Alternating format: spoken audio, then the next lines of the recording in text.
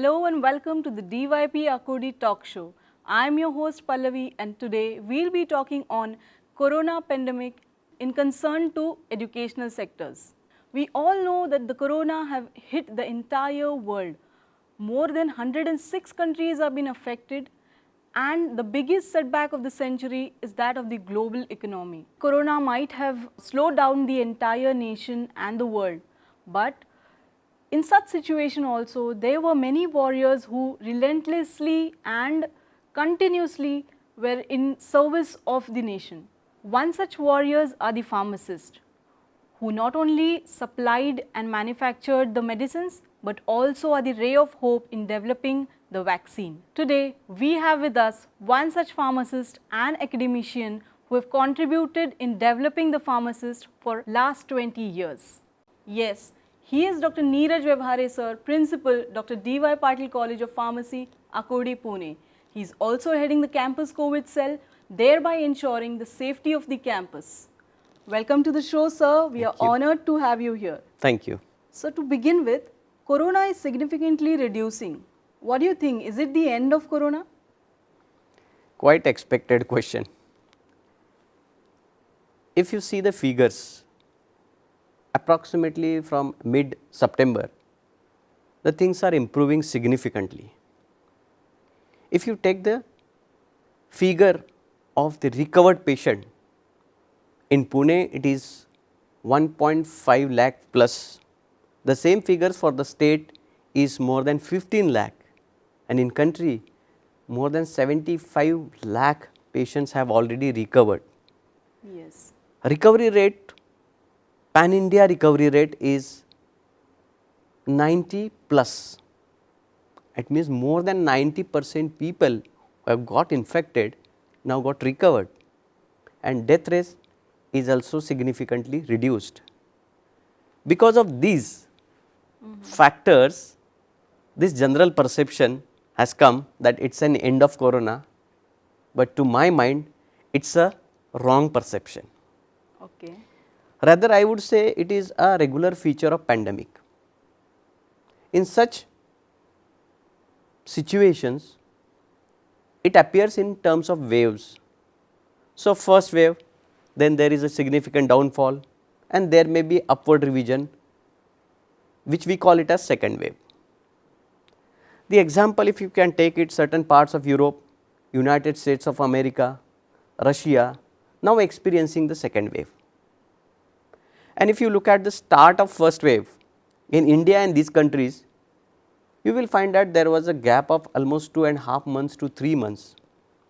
If you consider the same calculation, then we may expect second wave in India by end of December. Okay. And during December in India, it will be a cold weather with less humidity, and these two parameters favors the growth of virus and spread of infection. And hence, instead of taking it as an end of corona, we should consider it as end of first wave, and hence we all must be very careful, should follow the COVID advisory to avoid the second wave in the country. Okay. Thank you, sir. Moving on to the next question. It is also said that there might be a herd immunity. What are your views on this? Typically, to answer this question, one must understand what is herd immunity. To get the herd immunity, a minimum 70% of population shall be infected and immune. So, if you consider the India's population as 120 crore, then just find out the 70%. Ideally, 70% is a start and best is 90%. So, if you take the average of 1790, say 80% of population should be immune. So, if you take 120 crore as a population, then 80% reaches to 100 crore.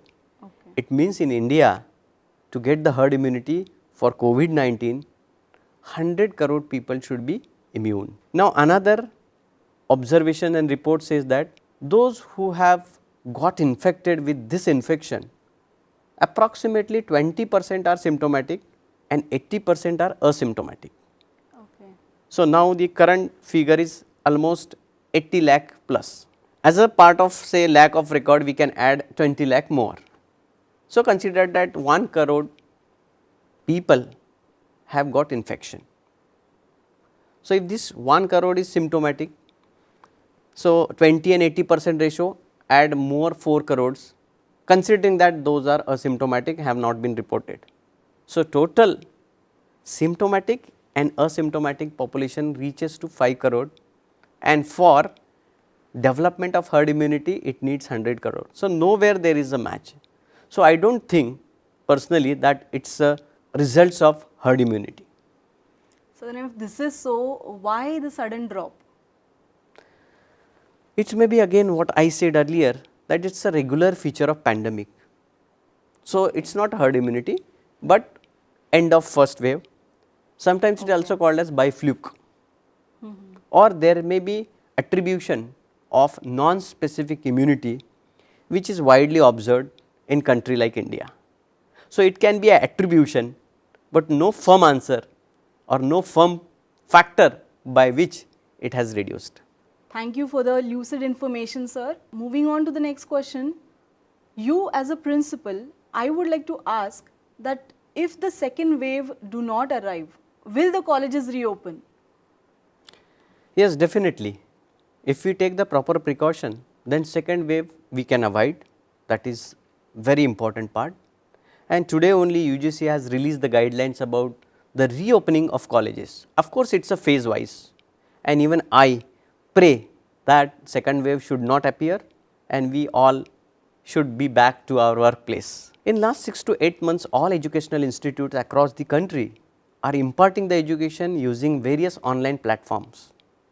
No doubt, these online platforms have emerged as one of the good alternative to conventional classroom teaching, and it has its own advantages like flexibility of time, worldwide access, no travelling stress from residence to workplace, Yes. etc. But at the same time, it has certain limitations, and to my mind, it cannot completely replace the conventional classroom teaching and the campus learning. More we must understand about the dependent business ecosystem. Since all these educational institutes are shut down, and hence the dependent businesses have got a setback, say canteen, transport, stationery outlets, etc. Recently, one study has published conducted by Home Credit India Limited. Of course, it is a limited sample size study, but they have come up with the conclusion that 46% of the population in India, of course from that sample size, have taken one or another loan to run the families. We must understand this part also. At the same time, we should not forget that this continuous online teaching and lack of campus exposure, the students are developing some psychological complaints which are mainly exhibited in the form of frustration, aggression and depression. True. This is also observed in few teachers too. So, that is also one of the limitations of this online teaching platform. Plus, when the students come to institute or a campus, there are various ways of indirect learning like peer learning, expert guidance, effective contact conversation, a part of campus culture initiatives, maybe co-academic and extra curricular activities. All these things are missing when we go for only online teaching, and hence again I reiterate the thing that we should take the precaution and avoid the second wave, so that we will be able to start the educational institutes Yes. in near future. So let's hope and keep our fingers crossed that the colleges reopen. But if the colleges reopen, sir, what are the precautions that you would suggest? It is a very common COVID advisory that we have to follow. The COVID advisory is reached to common man by various ways. Now, only what I feel that we should understand and train the related staff for the nitty-gritties of COVID advisory. For example, every educational institute has first aid room, first aid box and related facilities. And common content of the first aid, oximeter was not there, but now this oximeter has become the essential part. So, such modifications are expected over there.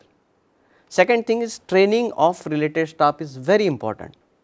Now, if oximeter is available and the person is checking the oxygen level, he or she must know what is the minimum level is required, that is 95% and above saturation level is expected in normal person. At the same time, if it is reduced, then we have to also train that particular staff to check the PI, that is perfusion index. Okay. If the blood supply to that particular finger is not appropriate, then obviously there will be a reduction in the oxygen saturation level. So, the PI index should be at least 3.5. These are the small things, but which will have a great impact on the outcome. Similarly, another thing what I feel that should be trained, regular changes that occurs in the clinical manifestation, that is sign and symptoms of a corona patient. Earlier it was only high grade fever, it means 102 Fahrenheit and above, which has reduced now to normal fever is also observed, that is 100 degree Fahrenheit and above. So, what is high grade fever, what is low grade fever, that training is required.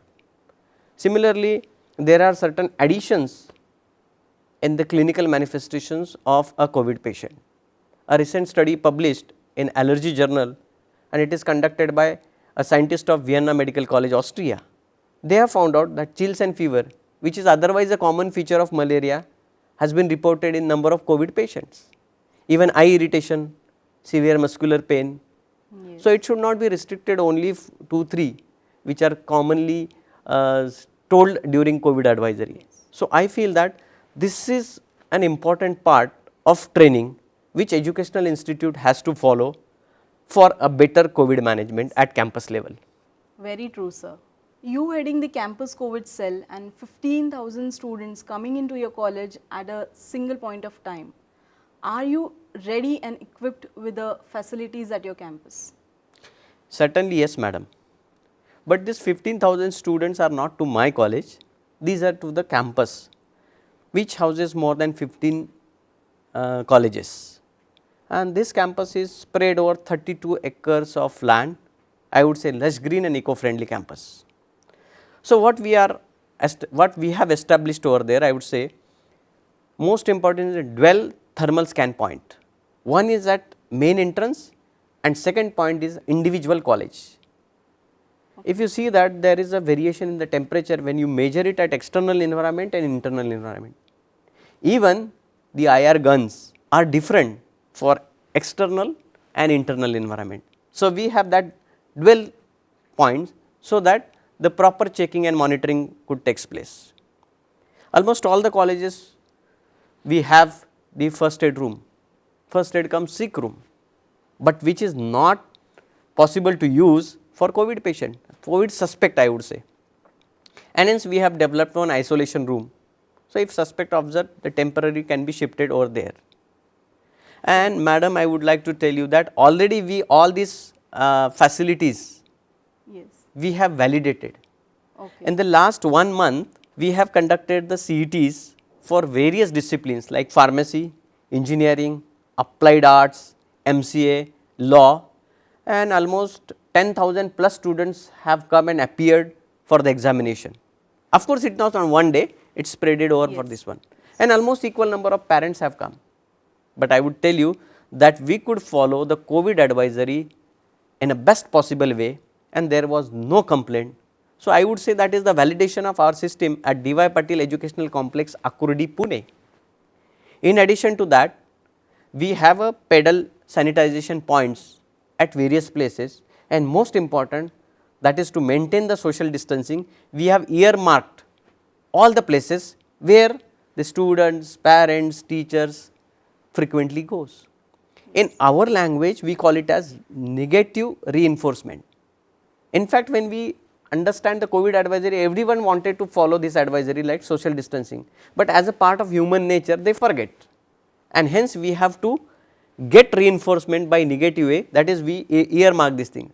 The moment students and anybody sees that one, he understand that we have to maintain the social distancing. So, all these things we are following, and I say that our campus is lush green campus and eco-friendly, and one of the studies published by Chinese scientists have said that if oxygen rich environment is there, that builds up immunity, and immunity is playing important role toward the spread of corona infection or restricting its severity. So, in all way our campus is ready for effective COVID management. That's great, sir. The general wave has come to consume vitamin D. What is the role of it in COVID? As such, there is no direct link between vitamin D and COVID. Okay. But vitamin D is well established to have its role in the development of immunity, and immunity can govern the spread of COVID infection, and that is why I would say it is an indirect role. Okay. A study reported in Journal of Clinical Endocrinology and Metabolism have claimed that the 80% of patients to whom they included in the study had a low vitamin D level. Of course, it is a retrospective study, but has shown that the vitamin D level, reduced vitamin D level can adversely affect the spread of corona infection. But again I would say that it is rooted through immunity and no direct link between the corona and vitamin D. Now a $1 million question that I'm sure our audience also have in their minds. According to you, when are we getting the vaccine? Yes, really a $1 million question, because everybody is hoping to get the vaccine so that the entire world will come back to a normal life.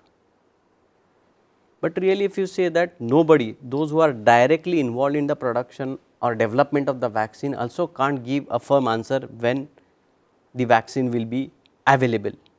Reason is that the development of drug and here vaccine is highly regulated process. There cannot be a casual approach or a shortcuts, because if we do so, then instead of getting the benefits, it will have a great adverse impact. But certainly all over the world, the medical and paramedical people are working together. More than 150 groups comprising of various industries, educational institutes, universities are working on it. The Covishield, which is joint work of Serum Institute of India, Pune, AstraZeneca and Oxford University, their vaccine is already in phase 3 trial. Okay. And expected that in the second trimester of next year, it may be available to the common man. Covaxin by Bharat Biotech is in phase 2. Again, it is expected to be available in the mid 2021. Then Moderna 1273, Zykov D by Zydus Cadila, Sanofi and GSK, all these big players along with the good educational institutes are working on it. But almost all of them are expected to have this vaccine available for the common man or a population by mid of next year. And that is why if you say that these timelines, we get a different timelines that it will be available by end of this year. The reason is very simple, because of highly regulated process, it depends on the result, phase wise result, and hence no firm answer can be given by anybody. Till that I would request an appeal to follow SMS, sanitization, mask and social distancing. It means in short, adopt new normal lifestyle. Yes, sir. Surely we will do that, sir. So, as per the discussion so far, do you think the COVID management is an important parameter to select an institute? Yes, to a larger extent. In my 20 years of experience as an academician, I have observed that the aspirant along with their parents visit the educational institute and check for the important parameters like availability of faculty, qualification and competency of faculty, equipments available, placement statistics, so on and so forth. But this was a situation pre-COVID. Now we are in COVID and post-COVID phase, and I think now the competency and capability of that educational institute or educational complex toward the COVID management will become one of the important parameters for selection of any educational institute. Rather than I would say that I would appeal to all aspirant that you must incorporate this parameter in your selection criteria, because finally it is well known that jaan hai to jahan hai. Henceforth we have to live the life as per new normal standards, and under new normal standards this COVID management capacity becomes an important part. So, yes madam, answer is certainly yes. Thank you, sir. On this note, we come to the conclusion of this talk, and it was an immense pleasure talking to you, sir. Thank you once again for being on the show. Thank you madam for inviting me and giving me an opportunity to share my views with the audience. Thank you. This is Pallavi signing off. See you all in the next episode. Until then, take care, stay safe, and keep watching DYP Akodi Talk Show. Let's educate to elevate. Thank you.